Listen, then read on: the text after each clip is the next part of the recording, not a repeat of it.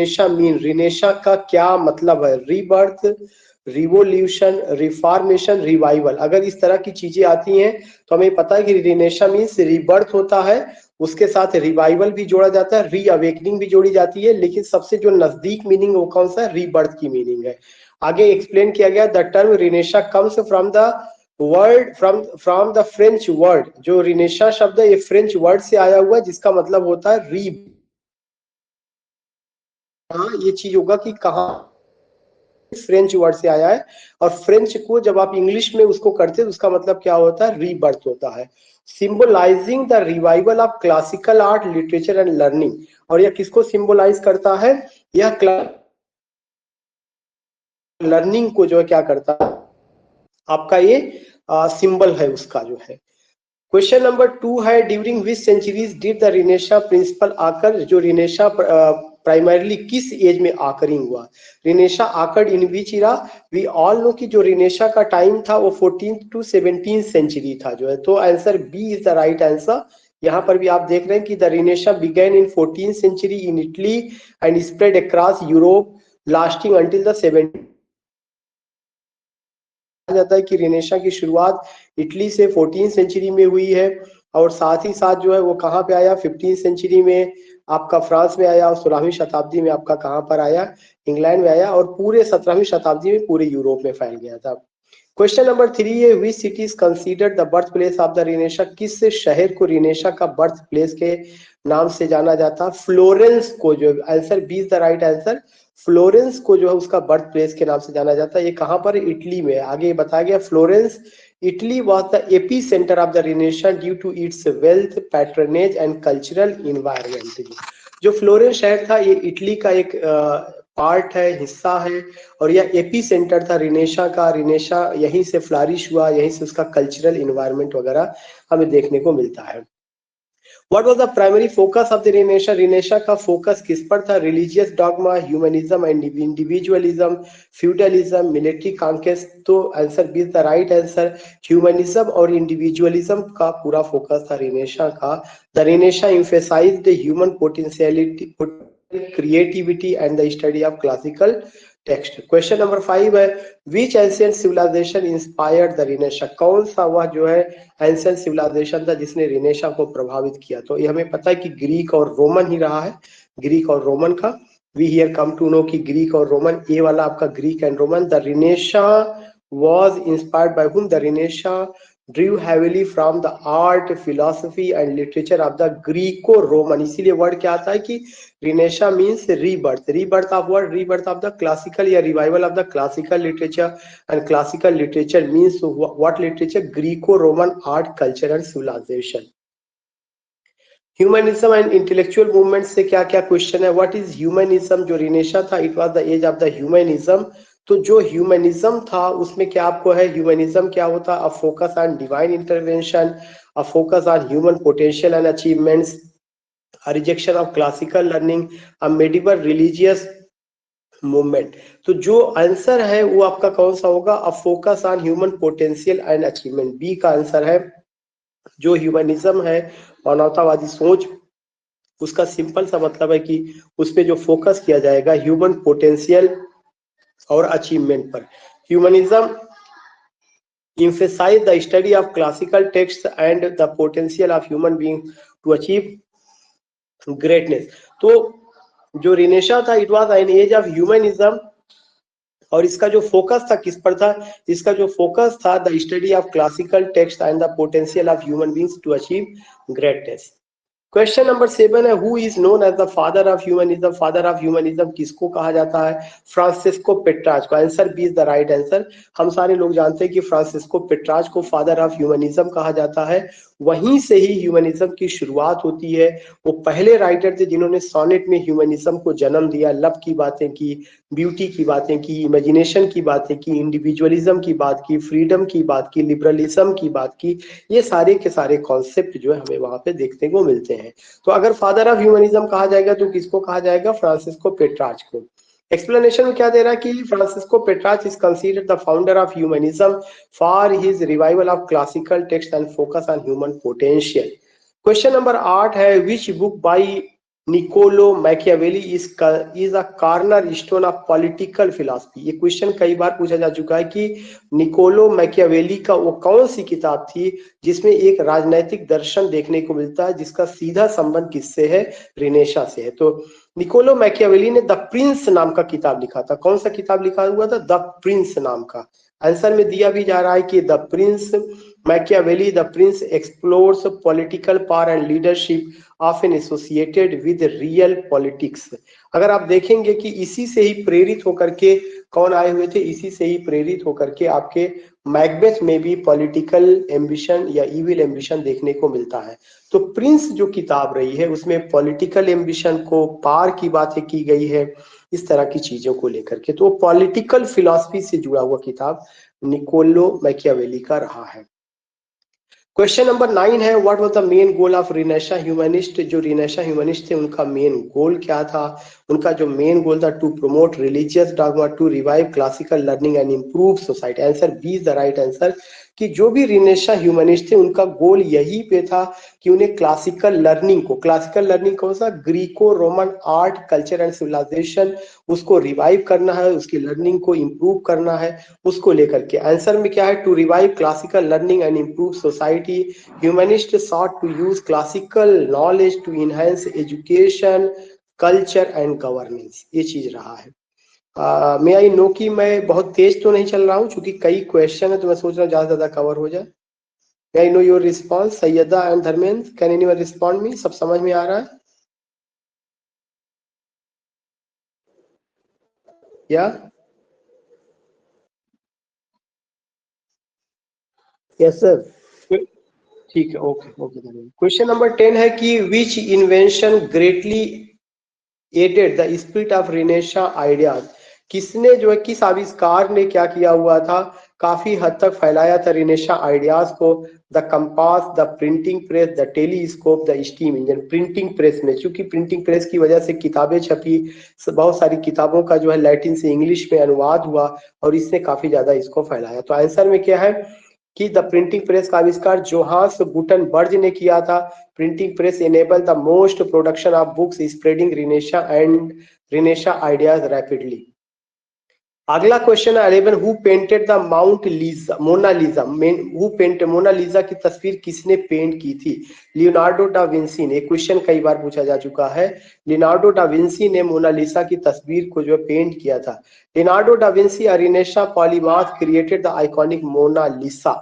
Question number 12 है, which artist painted the ceiling of the Sistine Chapel. किस artist ने जो है तस्वीर सिस्टाइन चैपल की आपका वो किया हुआ था? तो माइकल एंजिलो ने। Answer is the Michelangelo. Michelangelo जो थे उन्होंने Sistine Chapel ceiling is one of the most celebrated works of Renaissance art.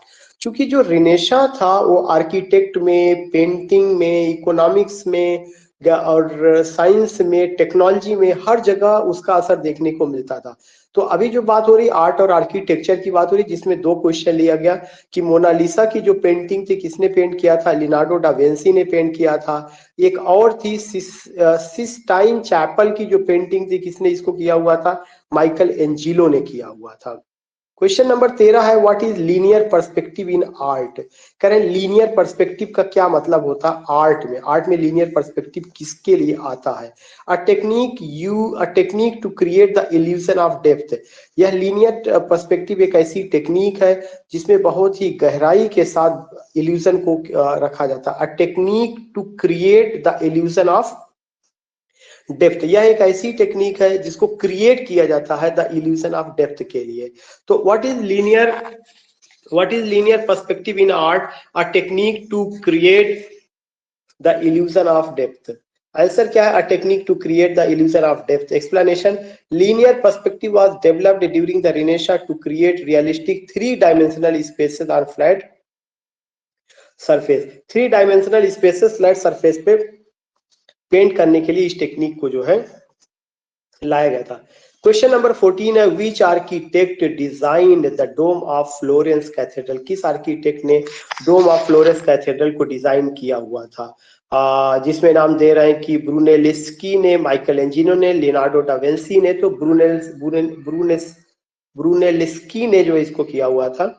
Explanation है कि फिलिप्पो, उनका पूरा क्या नाम था? Filippo Brunelleschi, engineer the domain a masterpiece of Renaissance architecture. ये सारे क्वेश्चंस कहीं ना कहीं पूछे जा चुके हैं। आपको बहुत कंसेंट्रेट होकर के, खास करके प्रिंटिंग प्रेस का गुटेनबर्ग जो भी बताया गया था, जोहान्स गुटेनबर्ग, मोनालिसा का लियोनार्डो डा विंसी बताया गया था, सिस्टाइन चैपल का जो प्रिंट विच आर्टिस्ट पेंटेड, उसको किसने पेंट किया हुआ है? माइकल एंजिलो ने पेंट किया हुआ है।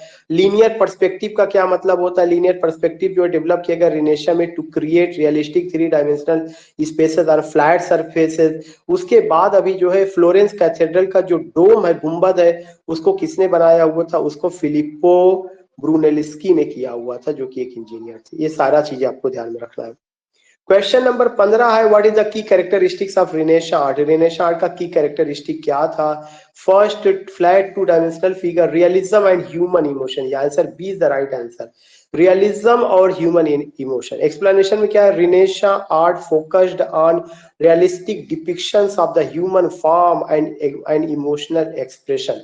साइंस एंड टेक्नोलॉजी का क्वेश्चन आ रहा है कि who proposed the heliocentric theory during the रिनेशा?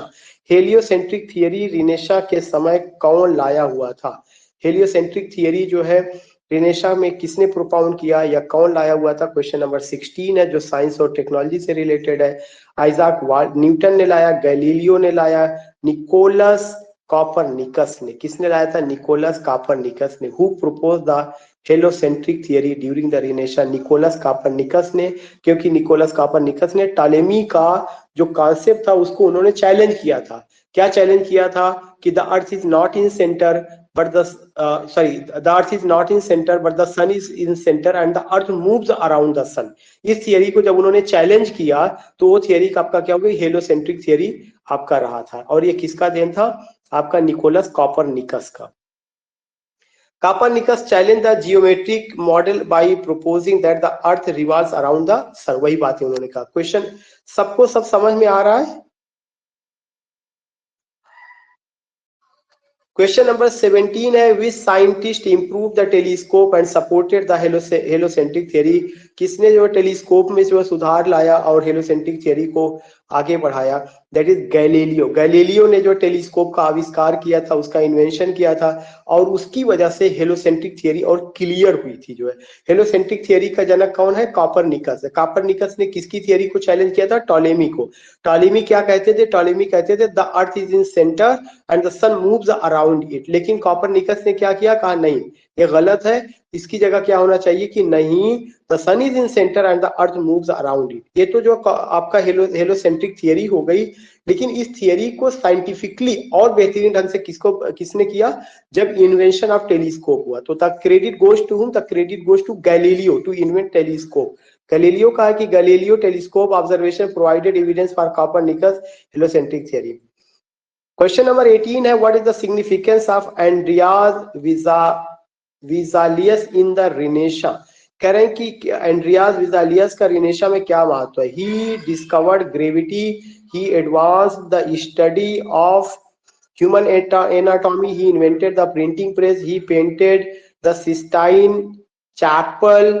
तो अगर आप देखेंगे कि he advance the study of human anatomy, मानव शरीर से संबंधित जो चीजें थी उसको एक वैज्ञानिक दृष्टिकोण से रिनेशा में अगर किसी ने बात किया तो उसका क्या नाम है? Andreas Vesalius. एंड्रियाज वेजालियस।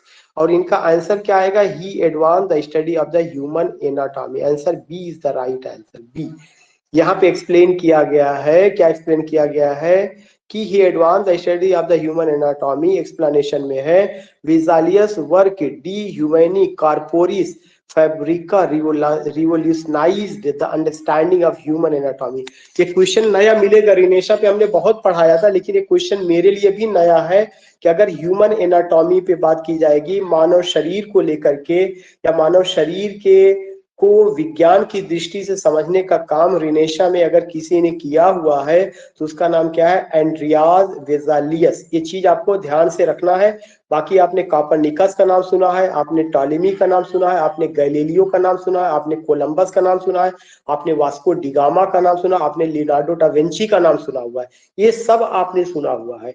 जो नई चीज आपको सुनने को मिल रही है वो कौन सी चीज है? नई चीज जो अभी आपको यहाँ पे सुनने को मिल रही है वो यही है कि एक आदमी जिसका क्या नाम है, एंड्रियाज वेजालियस, ये चीज आपको ध्यान में रखना है। Which Renaissance figure is known as the universal genius? किस रिनेशा फिगर को यूनिवर्सल जीनियस के नाम से जाना जाता है? लियोनार्डो डा विंसी को, चूंकि वो उनका पकड़ हर फील्ड में था। लियोनार्डो डा विंसी को जो है किसके नाम से जाना जाता है? Universal genius. ये भी नया क्वेश्चन है कि किस फिगर को, किस पर्सनालिटी को यूनिवर्सल जीनियस के नाम से जाना जाता है? लियोनार्डो डा विंसी को यूनिवर्सल जीनियस के नाम से जाना जाता है। आगे एक्सप्लेन भी किया गया है। लियोनार्डो डा विंसी एक्सेल्ड इन आर्ट, वो एक तरह से कई चीजों में निपुण थे। आर्ट में निपुण थे, साइंस में निपुण थे, इंजीनियरिंग में निपुण थे, एनाटॉमी में निपुण थे, और उनको इसी वजह से जो टाइटल मिला यूनिवर्सल जीनियस का टाइटल मिला। तो क्यों मिला लियोनार्डो डा विंसी को? Because he has expertise in art, science, engineering and anatomy, therefore he got the title universal genius. Question number 20 है, what was the impact of the रिनेशा on scientific thought? Renaissance का scientific thought पर क्या असर पड़ा? It discouraged scientific inquiry, it promoted observation and experimentation. B is the right answer. It promoted observation and experimentation. रिनेशा के समय जो है empirical method में और क्रिटिकल थिंकिंग में बहुत ज्यादा बढ़ोतरी हुई है। तो साइंटिफिक पॉइंट ऑफ व्यू से या साइंटिफिक दृष्टिकोण से चीजें बहुत बेहतर हुई हैं। अब हम जो रिनेशा में नए सेक्शन को लेंगे वो लिटरेचर और फिलॉसफी को लेकर के लेंगे, आथर और उनके वर्क को लेकर के। Who wrote the divine comedy? दांते अलिघेरी ने, या ये तो कंफर्म है कि दांते अलिघेरी ने डिवाइन कॉमेडी को लिखा था। एक्सप्लेनेशन भी है, दांते the divine comedy is a seminal work of Italian literature. ये एक बहुत इंपॉर्टेंट वर्क है, सेमिनल वर्क है। तो अगर कभी भी डिवाइन कॉमेडी किसका रहा? दांते अलिघेरी का रहा है, इसको आपको ध्यान में रखना है। क्वेश्चन नंबर 22 है, which work by Thomas More describes an ideal society? Thomas More का वो कौन सा वर्क है जो आइडियल सोसाइटी? ये क्वेश्चन कई बार पूछा जा चुका है। अब आप बहुत इंपॉर्टेंट पॉइंट पे चल रहे हैं, यूटोपिया रहा है। थॉमस मोर का जो यूटोपिया है वह किसकी बात करता है? वह जो है एक आइडियल सोसाइटी की बात करता है। तो मोर्स का Utopia envisions a perfect society criticizing contemporary European politics. जो थॉमस मोर का यूटोपिया है वह किसकी बात करता है? वह एक परफेक्ट सोसाइटी की बात करता है। 23 है, what is the main theme of Erasmus in Praise of Folly? जो इरेस्मस का प्रेज ऑफ फॉली है उसका मेन थीम क्या है? द ग्लोरिफिकेशन ऑफ वॉर है, the critique of superstition and corruption. Yes, Erasmus का प्रेज ऑफ फॉली में किसका? अंधविश्वास और करप्शन को लेकर के आलोचना की गई है। ये रिनेशा का वर्क है, इसलिए बहुत इंपॉर्टेंट है कि प्रेज ऑफ फॉली किसने लिखा? इरेस्मस ने लिखा। यूटोपिया किसने लिखा है? थॉमस मोर का है, जिसमें एक आइडियल सोसाइटी की बात की गई है। प्रेज ऑफ फॉली में किसको लेकर के बात की गई है? करप्शन को और अंधविश्वास की आलोचना की गई है। आंसर में वो बताते हैं कि the critique of superstition and corruption, Erasmus used satire to criticize the church and societal flaws. Erasmus ने प्रेज ऑफ फॉली में चर्च की आलोचना की है और जो सामाजिक बुराइयां या कमियां रही उसकी। Writer is known for his sonnets किया जाता है। विलियम शेक्सपियर को, जॉन मिल्टन को, जेफरे चासर को, क्रिस्टोफर मार्लो को तो सॉनेटियर के रूप में विलियम शेक्सपियर को याद किया जाता है। एक क्वेश्चन बहुत कॉमन है, we all know it. What was the impact of the renaissance literature? Renaissance का लिटरेचर पर क्या प्रभाव पड़ा था? It led to the decline of vernacular languages, it promoted the use of vernacular language and humanist themes, it focused solely on religious text, it rejected classical influences. B का है, B का क्या होगा? It promoted the use of vernacular language and humanist theme. रिनेशा का literature पर सबसे ज्यादा प्रभाव हुआ कि तमाम तरह की जो भाषाएं थी उन भाषाओं का की किताबों का दूसरी भाषाओं में अनुवाद हुआ। साथ ही साथ ह्यूमनिस्ट जो थीम थी, मानवतावादी सोच को लेकर के, जिसमें इंडिविजुअलिज्म, नेशनलिज्म और आपका जो है अफेक्शन, ब्यूटी, लिबरलिज्म, ह्यूमनिज्म, और emotion, feelings, logic, science, humanity, art, culture, civilisation, इन सब को लेकर के नए दृष्टिकोण से बात होने लगी, जिसका एपी सेंटर कहाँ पे था? तो Greco Roman art, culture and literature, उसका रिवाइवल हुआ था। तो आगे एक्सप्लेन करें कि it promoted the use of vernacular language and the humanist theme. Renaissance literature embraced vernacular language and explored humanist ideas. अब रिनेशा का जो रिलीजन और रिफॉर्मेशन पे जो प्रभाव पड़ा था, वहां से क्वेश्चन लिया गया है। What was the Protestant reformation? A movement to reform the Catholic church. Protestant का ये बहुत इंपॉर्टेंट पॉइंट है। प्रोटेस्टेंट जो थे उनका क्या उद्देश्य था, उनके सुधार का क्या उद्देश्य था? अगर आप इसमें देखेंगे, उनका मेन मकसद यही था, जो कैथोलिक चर्च है, क्योंकि जो प्रोटेस्टेंट है ये क्रिश्चियनिटी का एक ब्रांच है। इसकी उत्पत्ति कहाँ पे हुई थी? इंग्लैंड में हुई थी। इंग्लैंड में होने की वजह से वो इंग्लिश चर्च को इंपॉर्टेंस देते थे, एंग्लिकन चर्च जिसे कहा जाता है, और कहते थे कि जो क्रिश्चियनिटी का सेंटर रहा है इटली या रोम में, और वहां का जो आपका चर्च था जिसे हम कैथोलिक चर्च के नाम से जानते हैं, उसमें तमाम बुराइयां आ गई हैं और उस बुराइयों में सुधार लाते थे। तो जो आंसर ये है, that is very important, a movement to reform the Catholic church. Protestant का उद्देश्य यही था कि कैथोलिक चर्च में सुधार करना है और एंग्लिकन चर्च को बढ़ावा देना है। प्रोटेस्टेंट क्या है? एक ब्रांच है क्रिश्चियनिटी का, जिसका जन्म कहाँ हुआ था? इंग्लैंड में हुआ था। A movement to reform the Catholic Church, the Reformation sought to address corruption and doctrinal issues within the Catholic Church. Who initiated the Protestant Reformation? Protestant Reformation की शुरुआत किसने की थी? मार्टिन लूथर ने। यस, मार्टिन लूथर ने, इसमें बहुत और दिमाग नहीं लगाना है। प्रोटेस्टेंट रिफॉर्मेशन की शुरुआत मार्टिन लूथर ने की थी। Answer A is the right answer. जो मार्टिन लूथर थे, लूथर्स 95 thesis in 1517 spark the reformation. Luther जो थे, उनका जो वर्क था 95 थीसिस 1517 में आया था। इसने रिफॉर्मेशन में बहुत सारा सुधार लाया और एक नई बहस छेड़ दी। What was the counter reformation? Counter reformation क्या था? Response by the Catholic church to reformation. Yes, यही था। काउंटर रिफॉर्मेशन ये था कि जब रिफॉर्मेशन के लोगों ने कैथोलिक चर्च पर अटैक किया और बताया कि आपके यहाँ बहुत सारी बुराइयां धर्म में आ गई हैं, आपको इसमें सुधार करना है, तो कैथोलिक चर्च वालों ने उसका जवाब दिया। उसको क्या कहा जाता है? काउंटर रिफॉर्मेशन कहा जाता है। ये क्वेश्चन नया है, ये चीज समझिएगा। काउंटर, अभी तक रिफॉर्मेशन चल रहा था, है उसी से जुड़ा हुआ, लेकिन नया बनाया गया है कि काउंटर रिफॉर्मेशन क्या है। जो आपके प्रोटेस्टेंट थे, प्रोटेस्टेंट जो कि मार्टिन लूथर जिसके जनक हैं, वहां से, या जिसको आप रिफॉर्मेशन कहते हैं, उन्होंने जो रिफॉर्म किया कैथोलिक चर्च में, तो प्रोटेस्टेंट को जवाब देने के लिए जो कैथोलिक बिशप थे, उन्होंने जो जवाब दिया उसको क्या कहा जाता है? उसको आपको जो है आपका क्या कहा जाएगा? काउंटर रिफॉर्मेशन कहा जाएगा। A response by the Catholic church to the reformation. आगे एक्सप्लेन करते हैं कि द काउंटर रिफॉर्मेशन एम, जो काउंटर रिफॉर्मेशन था उसका उद्देश्य था टू रिफॉर्म द चर्च, कि चर्च को रिफॉर्म किया जाए, एंड काउंटर प्रोटेस्टेंट इन्फ्लुएंस। और जो प्रोटेस्टेंट इन्फ्लुएंस पड़ रहा था कहाँ पर? इटली के चर्च पे, या जो है कैथोलिक चर्च पर, उससे बचा जाए। ऐसा ना हो कि हर जगह कैथोलिक आइडियोलॉजी खत्म हो जाए और उसकी जगह एंग्लिकन चर्च की या प्रोटेस्टेंट की आइडियोलॉजी पूरे यूरोप में फैल जाए। Which council addressed church from reforms during the counter reformation? कौन सी जो है काउंसिल ने चर्च रिफॉर्म को एड्रेस किया काउंटर रिफॉर्मेशन के समय? Council of Trent, council of Nicaea, council of Florence, council of Constantinople, council of Trent. तो council of Trent है। अगर या था विच काउंसिल एड्रेस, किस काउंसिल ने एड्रेस किया चर्च रिफॉर्म की बात during the counter reformation? Council of Trent. ये बहुत इंपॉर्टेंट नहीं है, फिर भी आपके माइंड में होना चाहिए कि अगर इतनी सारी काउंसिल रही है तो उसमें से जो है कौन सी काउंसिल थी? काउंसिल ऑफ ट्रेंट रहा है। मैं ये जानना चाहता हूँ, मैं बहुत तेज तो नहीं चल रहा, आप मुझे बीच में रोक सकते हैं अगर समझ में नहीं आ रहा है। मैं तेज इसलिए चल रहा हूँ, क्वेश्चन बहुत सारे, कम से कम आज हम 50 क्वेश्चन तो कवर कर ले। May I know the response? सबको सब कुछ समझ में आ रहा है? We have Preeti, we have Rajkumar, Pramesh, या प्लीज से समथिंग। वी हैव अली शाम, धर्मेंद्र, सैयदा।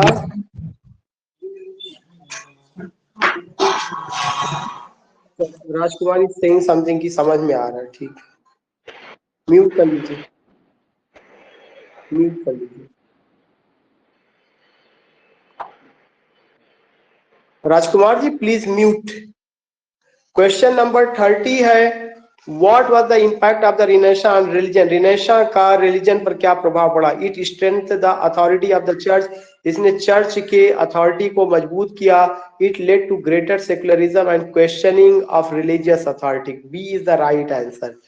जो रिनेशा था उसने रिलीजन को मजबूत नहीं किया, बल्कि उसने किसका बीज डाला? उसने धर्म निरपेक्षता का बीज डाला। ज्यादातर चीजें धर्म के चंगुल से बाहर आई और लोगों का जो दिमाग हुआ वो साइंटिफिक हुआ, लोग वैज्ञानिक दृष्टिकोण से चीजों को सोचने लगे। तो it led to greater secularism and questioning of religious authority. ये चीज आपको ध्यान में रखना है। यही चीज यहाँ पे भी एक्सप्लेन किया गया है। The renaissance encourage critical thinking and reduce the church dominance, और चर्च की प्रभुता को कम किया ओवर द इंटेलेक्चुअल लाइफ, और बौद्धिक जीवन को आगे बढ़ाने को मिला जो है। आपका कौन सा सेक्शन चल रहा है? Exploration and discovery. जो तमाम एक्सप्लोरेशन हुआ था, जो तमाम डिस्कवरी हुई थी, उसको लेकर के। Which explorers is credited with discovering the America in 1492? 1492 में अमेरिका की खोज किसने की? कोलंबस। हम सारे लोगों को पता है कि क्रिस्टोफर कोलंबस ने जो है अमेरिका की खोज की थी, इसमें कोई दिमाग नहीं लगाना है। 32 में what was the primary motivation for Europe exploration during the रिनेशा? कह रहे हैं कि क्या मुख्य उद्देश्य था यूरोपियन का जब वो जो है एक्सप्लोरेशन की खोज में निकले, मतलब एक जगह से दूसरी जगह यात्रा पर गए, तो उनका मेन मकसद क्या था? Scientific curiosity, religious conversion and trade roots. Yes, वो जो है जब यात्रा पर निकले तो उनका मेन मकसद व्यापार करना था और अपने धर्म को बढ़ावा देना था। Religious conversion and trade routes. European sought new trade, European ने नए रास्ते को जो है चुना। European sought new trade routes to Asia and aimed to spread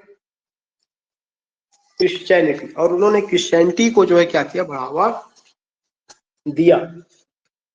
question number 33 है कि which explorer was the first to circumnavigate the globe? वो कौन सा एक्सप्लोरर था जिसने जो है क्या किया? सबसे पहली बार पूरे ग्लोब का चक्कर लगाया। Christopher Columbus, Vasco da Gama, Ferdinand Magellan, या फर्डिनांड मेजिलान। फर्डिनांड मेजिलान है। बाकी हम सबको ये पता है कि कोलंबस ने अमेरिका की खोज की, वास्को डी गामा ने जो है इंडिया की खोज की है, वी ऑल नो। लेकिन फर्डिनांड मेजिलाना का क्या था? उन्होंने पूरे ग्लोब का जो है सरकम नेविगेट करने का क्षमता, पहले आदमी थे जिन्होंने, फर्डिनांड मेजिलान। ये एक आंसर, इंपॉर्टेंट आंसर है। फर्डिनांड मेजिलान आगे एक्सप्लेन कर रहे हैं कि मेजिलान से एक्सपीडिशन, मेजिलान का जो अभियान था 1519 से 1522 के बीच में, वाज द फर्स्ट, पहले थे आदमी थे, to sail around the world, जो पूरी दुनिया का चक्कर लगाए। Through Magellan, though Magellan himself died during the journey, यद्यपि उनकी मौत हो गई, वो वापस नहीं आ पाए थे, जर्नी के समय ही उनकी मौत हो गई थी। क्वेश्चन नंबर 34 है, what was the significance of Vasco da Gama's voyage? Vasco da Gama की जो यात्रा थी उसका क्या महत्व है? ही डिस्कवर्ड द अमेरिकन्स, उन्होंने अमेरिका की खोज की। He found a sea route to India, वो एक नए रूट को पाए इंडिया के। वी ऑल नो कि वास्को डी गामा का क्या था? He found a new a sea route to India. Columbus America, Vasco da Gama India. Da Gama जो कि 1497-98 में open the direct trade between Europe and Asia को लेकर के जो है आए हुए थे। He found a sea route to India. आगे वही आंसर दे रहा है। वी विल कवर 50 क्वेश्चंस, तो आप लोग मेंटली तैयार रहिए। वी विल कवर कम से कम 50 क्वेश्चंस आज। Which country led the age of exploration during the renaissance? वो कौन सी कंट्री वाली पीडीएफ नहीं पढ़ा रहे हैं सर क्या? या सर मैकबेथ वाली पीडीएफ है? नहीं बेटा, ये सबसे पहले हमने 100 क्वेश्चन भेजा था आपको रिनेशा का, जो कल मैं कवर नहीं कर पाया था ड्यू टू पुअर कनेक्टिविटी। तो मैं पहले इसे कवर करूंगा, इसको कवर करने के बाद जो है मैं आपको कल मैकबेथ पे बात करूंगा। आज मैं पहले रिनेशा, नहीं तो चेन बिगड़ जाएगा। मैंने मटेरियल एडवांस में भेज दिया है because it slip from my mind जो है, तो मुझे याद है नहीं, कल का तो मैं ले नहीं पाया था। तो which country led the age of exploration during the renaissance, को कौन सा कंट्री था जिसने क्या किया था कि एक्सप्लोरेशन किया, बहुत आगे निकला था समुद्री यात्रा में या खोज में, नई रास्तों की खोज में, वो कौन सा था? पुर्तगाल था। पुर्तगाल जो थे या जो पुर्तगीज थे जो है, एक्सप्लेनेशन क्या आएगा? पुर्तगाल अंडर प्रिंस हेनरी, ये प्रिंस का नाम ध्यान में रखिएगा, प्रिंस हेनरी द नेविगेटर जो भी थे, pioneered early exploration efforts. Portuguese जो है सबसे पहले समुद्री यात्रा पर निकले, नए नए रास्तों की खोज की, नई जगहों पर वो गए थे।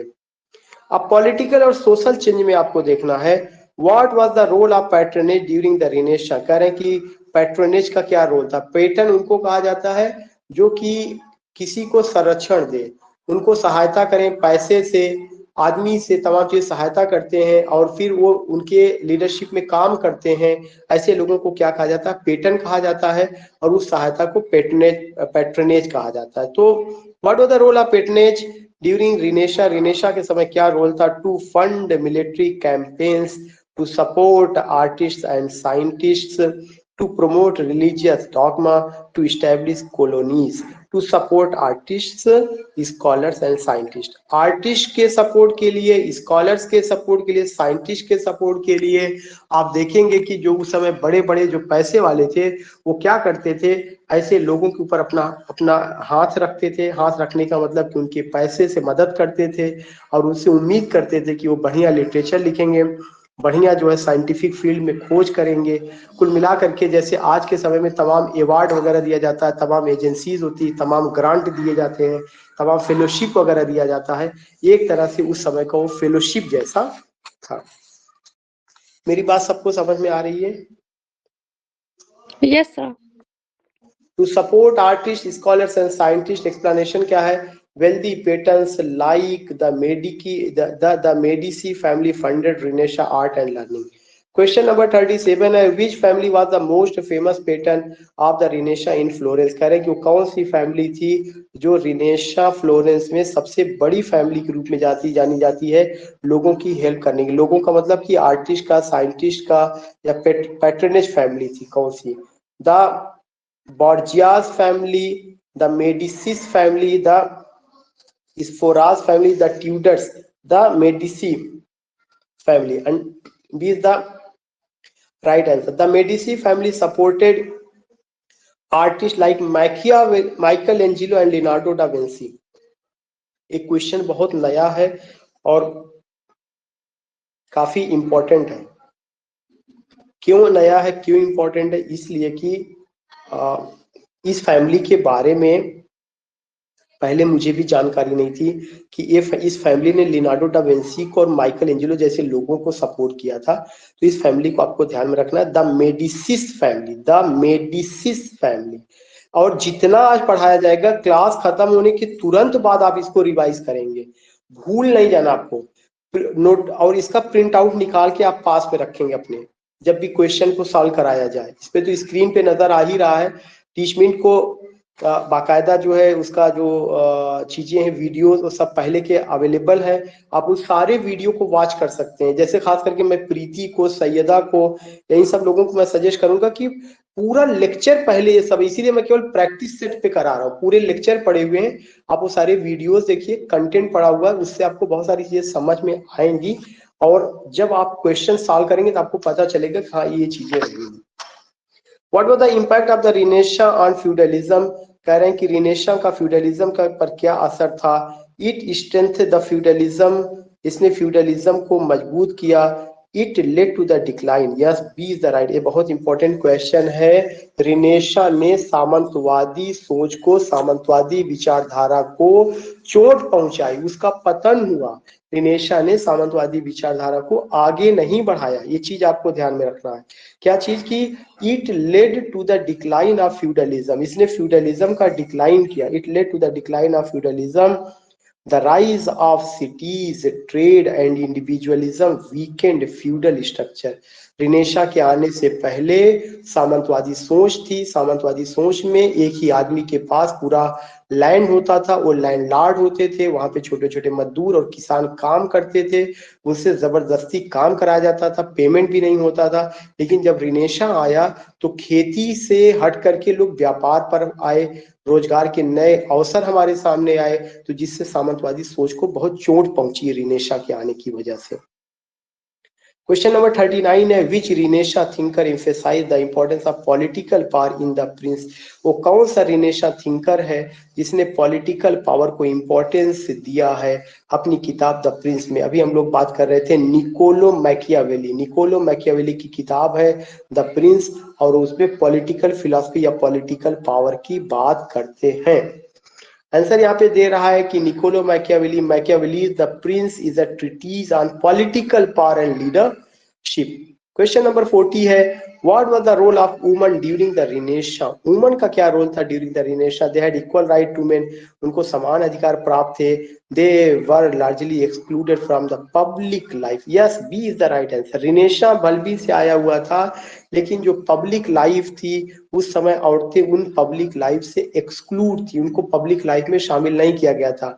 ना तो वे साइंटिस्ट थी, ना तो वो पेंटर थी, ना ही वो एडवोकेट थी, ना ही वो जो है फिलोसफर थी, ना ही वो आर्टिस्ट थी, ना ही वो आर्किटेक्ट थी, ना ही उन्होंने कोई साइंटिफिक डिस्कवरी किया, ना ही उन्होंने कोई एक्सप्लोरेशन किया, और ना ही वो कहीं समुद्री यात्रा पर गई थी, ना ही कोई बहुत बड़ा बिजनेस उनके हाथ में था।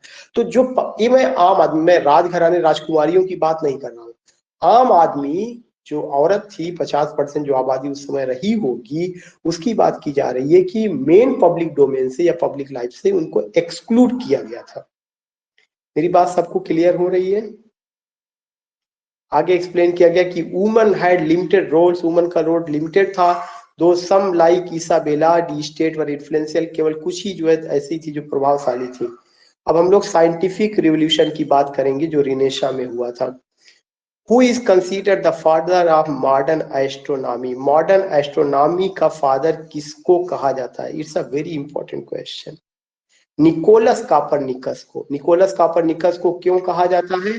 क्योंकि टॉलेमी का जो कॉन्सेप्ट था कि the earth is in centre and the sun moves around the earth, इन्होंने उसको क्या किया, चैलेंज किया और कहा नहीं, the sun is in centre and the earth moves around it. तो एस्ट्रोनॉमी में एक बड़ा परिवर्तन अगर कोई लाता है तो कौन लाता है? निकोलस कापरनिकस, और इसी वजह से इन्हें मॉडर्न एस्ट्रोनॉमी का फादर माना जाता है। Copernicus proposed the heliocentric model, revolutionizing astronomy. What did Galileo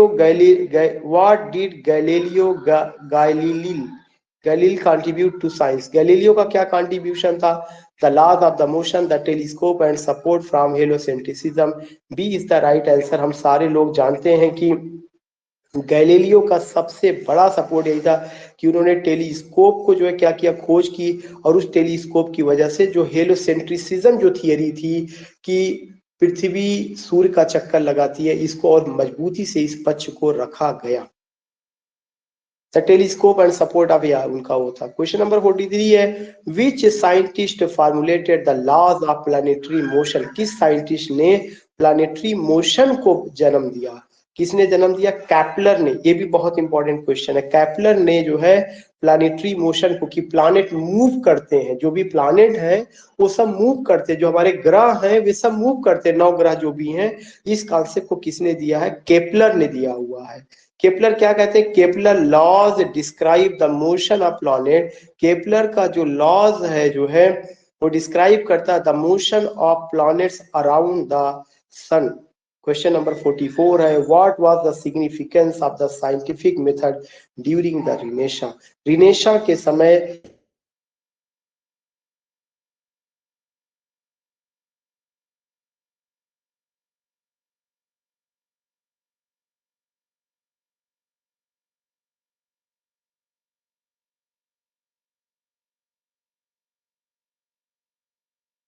रिनेशा, उसका सबसे ज्यादा मेथड यही था कि it emphasised observation and evidence. जितनी भी चीजें हुई हैं उसका सूक्ष्म निरीक्षण हुआ और साक्ष्यों के साथ बातों को रखा।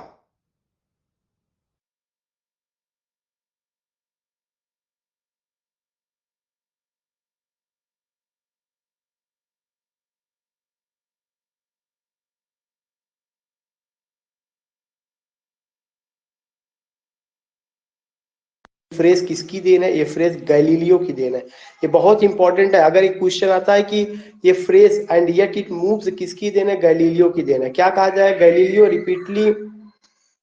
Galileo reportedly said this after being forced to recant his support for heliocentricism.